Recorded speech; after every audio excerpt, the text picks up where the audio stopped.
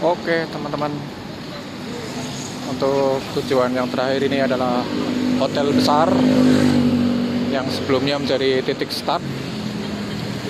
Nanti kita akan mencari tahu sejarah dari keberadaan hotel ini.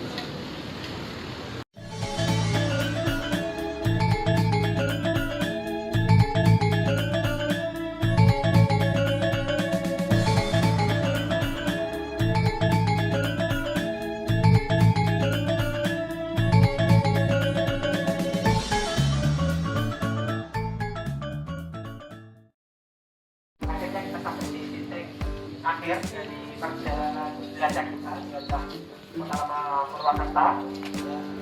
Dan ini adalah hotel yang dibangun oleh keluarga saya juga. Ini dibangun oleh Nyonya Tesia.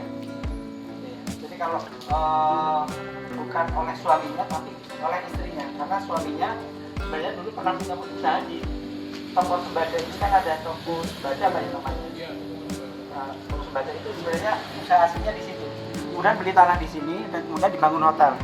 Dan ini adalah satu-satunya hotel yang pada waktu itu dibangun di kota lama. Ya. Walaupun kemudian ada banyak hotel yang kemudian dibangun pada tahun setelah kemerdekaan. Itu ada beberapa hotel Semarang, hotel apa ya, banyak gitu. Nanti suatu saat kita akan bahas satu-satu di Instagram. Insya Allah semoga mendapatkan sumber yang layak untuk di sharing gitu ya. Nah, ini dibangun pada tahun 1930.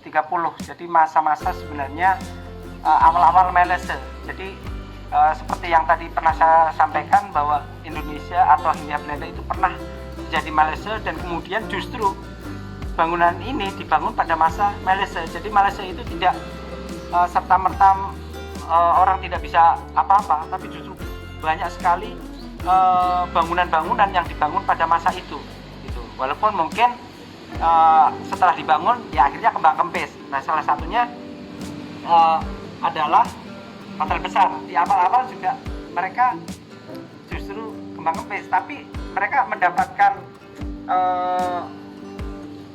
keemasan itu justru pada masa setelah penggabungan antara Kabupaten Banyumas dan Kabupaten Purwokerto dan memindahkan ibu kota kabupaten ke Purwokerto itu pada tahun 1937. Nah, ini adalah hotel yang cukup ramai ya, dari foto-foto yang dimiliki oleh keluarganya. Ini memperlihatkan hotel besar itu hotel yang sangat ramai gitu ya.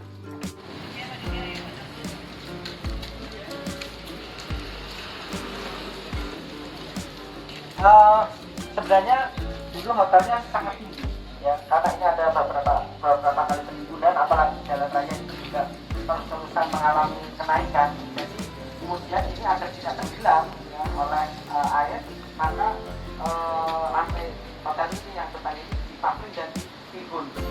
Jadi ini sekitar ada setengah meter ada untuk dinaikkan. Kalau dari pemilik hotel sudah 60 cm. Kemudian jendelanya itu ada dua dulu, dan sekarang meninggalkan bentuk yang seperti ini. Awalnya tidak seperti ini, tapi tidak ada jendelanya, awalnya hanya pelong-pelong, ada dua pelong. Kalau angin-angin masih sama, terus kemudian kaca-kaca roster juga masih sama. Silakan masuk. Kemudian ruangan-ruangan dulu resepsionis tetap di sini. Terus kemudian ini mungkin ruang tamu. Terus kemudian, nah ini baru kamar. Karena masih ada hunian, saya akan off-kan megaport.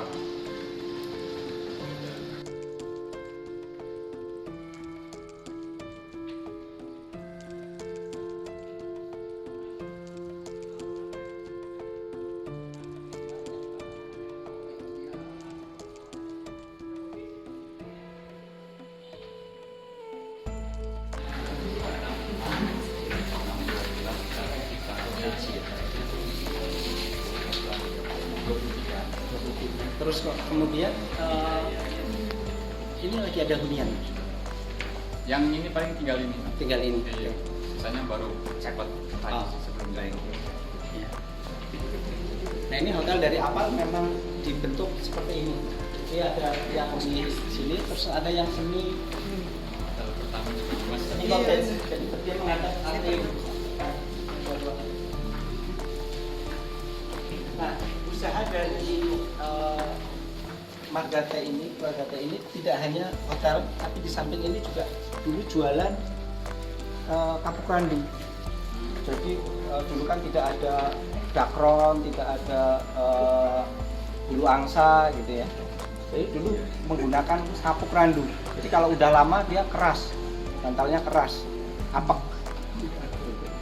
Tapi ya itu cara mereka bertahan hidup agar hidup dengan nyaman. Mereka menggunakan kapuk randu. Kadang kalau tidak terurai dengan bagus, kapuk randu itu juga masih ada biji-bijinya. Jadi kadang kalau kita tidur itu suka ono bindi-bindi gitu. Mungkin yang sekarang itu udah nggak ngerasa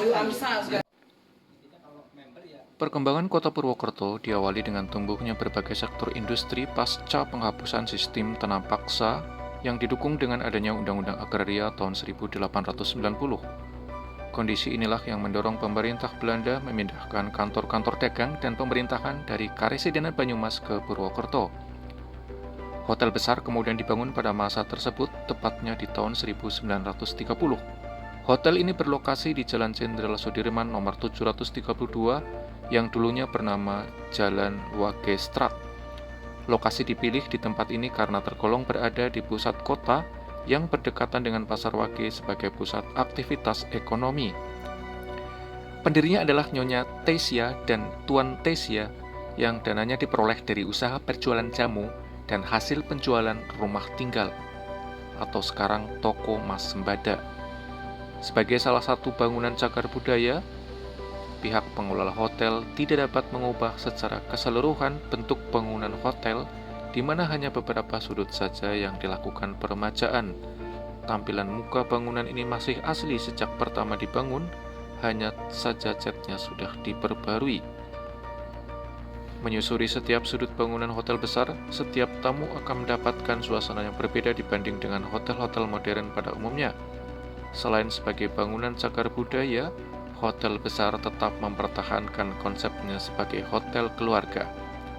Uniknya, terdapat tipe kamar yang terletak di bagian belakang bangunan utama, di mana terdapat teras privat dan mobil tamu dapat langsung parkir di depannya. Berdiri di atas lahan seluas kurang lebih 885 meter persegi, hotel besar menawarkan harga yang lumayan kompetitif dan terjangkau dengan suasana yang terbilang cukup nyaman. Dan tak kalah pentingnya, meski bangunan tersebut tergolong tua, namun kebersihan dan pelayanan menjadi hal utama yang disajikan oleh pengelola hotel.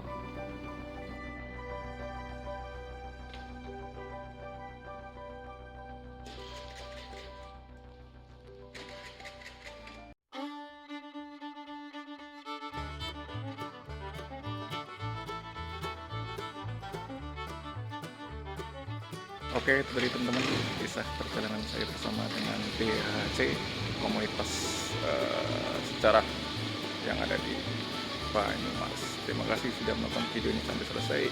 Assalamualaikum warahmatullahi wabarakatuh.